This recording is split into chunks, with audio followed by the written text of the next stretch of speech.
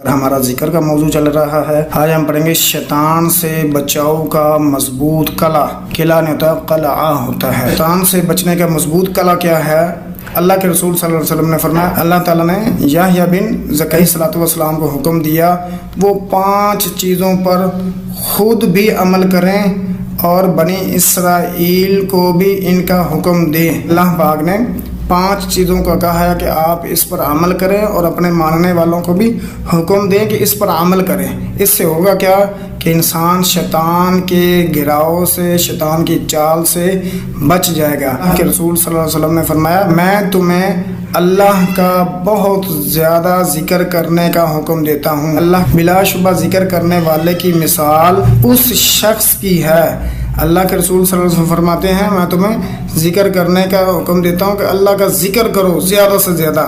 ذکر کرنے والے کی مثال کیا ہے کہ جس کا دشمن جو ہے تیز تعاقب، یعنی ہر وقت اس کے پیچھے لگا ہوا ہے، جس نے اللہ کا ذکر کیا ہوا ہے، ہر وقت اللہ کا ذکر کرتا رہتا ہے، کہ وہ کسی مضبوط قلعے کے اندر داخل ہو جاتا ہے۔ اللہ کا جو ذکر کرنے والا ہے، دشمن اس کے اوپر جتنی مرضی چڑھائی کر لے، جس نے ذکر کیا ہے اس کو وہ نقصان نہیں پہنچا سکتا۔ یہ حدیث ہے کہ وہ اسی طرح ہے جیسے ایک مضبوط قلعے کے اندر داخل ہو گیا ہے، اب حملہ کرنے والا جتنا مرضی زور لگا لے اس پر حملہ نہیں کر سکتا، اور اس میں اپنے آپ کو محفوظ کر لیتا ہے، یعنی قلعے کے اندر اپنے آپ کو محفوظ کر لیتا ہے کہ اب کوئی ٹینشن نہیں، مجھے کوئی تنگ نہیں کر سکتا۔ چاہتے ہیں کہ شیطان مجھے تنگ نہ کرے، شیطان مجھ سے گناہ نہ کروائے، تو اللہ کا کثرت کے ساتھ ذکر کرے۔ آپ کے ذہن کے اندر بڑے بڑے گناہوں کے جو ہے وہ خیالات آئیں گے، آپ نے استغفار کرتے رہنا ہے، استغفار کرتے رہنا ہے۔ اس سے ہوگا کیا؟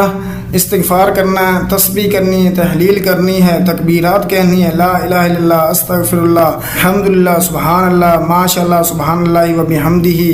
یہ سارے کلمات جو ہیں ان میں سے آپ اللہ تعالیٰ کو کسی طریقے یاد کرتے رہیں، تو اس سے ہوگا کیا کہ آپ کو شیطان جتنی مرضی چالیں چل لے گناہ کروانے کی، آپ سے شیطان گناہ نہیں کروا سکتا۔ مسند ابی یعلا، صحیح ابن حبان اور مستدرک حاکم کے اندر روایت حدیث کا سبق ہے۔ صحیح بخاری اور مسلم کی یہ حدیث ہے۔ سیدہ عائشہ صدیقہ رضی اللہ تعالیٰ عنہ بیان کرتی ہیں، اللہ کے نبی صلی اللہ علیہ وسلم نے فرمایا، لعن اللہ الیہود والنصارى۔ آدھی تو آپ کو حدیث ویسے یاد ہوگی، لعنت بھی آپ کو کہنی آتی ہے، اللہ کا نام بھی آپ کو آتا ہے، یہود بھی کہنا آتا ہے، نصارہ بھی کہنا آتا ہے۔ 4 چیزیں ہیں، لعن اللہ الیہود والنصارى، لعن اللہ الیہود والنصارى اتخذوا قبور انبیائہم مسجدا۔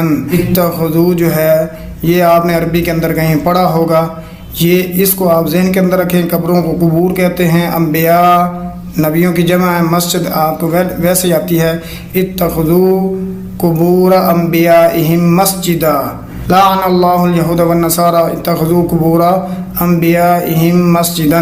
اللہ کے رسول صلی اللہ علیہ وسلم فرماتے ہیں، صحیح بخاری مسلم کی حدیث ہے، اللہ تعالیٰ یہود و نصارہ کہتے ہیں عیسائیوں کو، اللہ تعالیٰ یہودیوں اور عیسائیوں پر لعنت کرے، اللہ ان پر لعنت کرے، کیونکہ انہوں نے انبیاء کی قبروں کو سجدہ گاہ بنا لیا ہے۔ جب نبیوں کی قبروں کو سجدہ گاہ بنانے والوں کے لیے لعنت کی بد دعا ہے، تو کیا نبیوں سے جو نیچے ہیں ان کی قبروں کو سجدہ گاہ بنایا جائے تو ان کے لیے کیا وعید ہوگی۔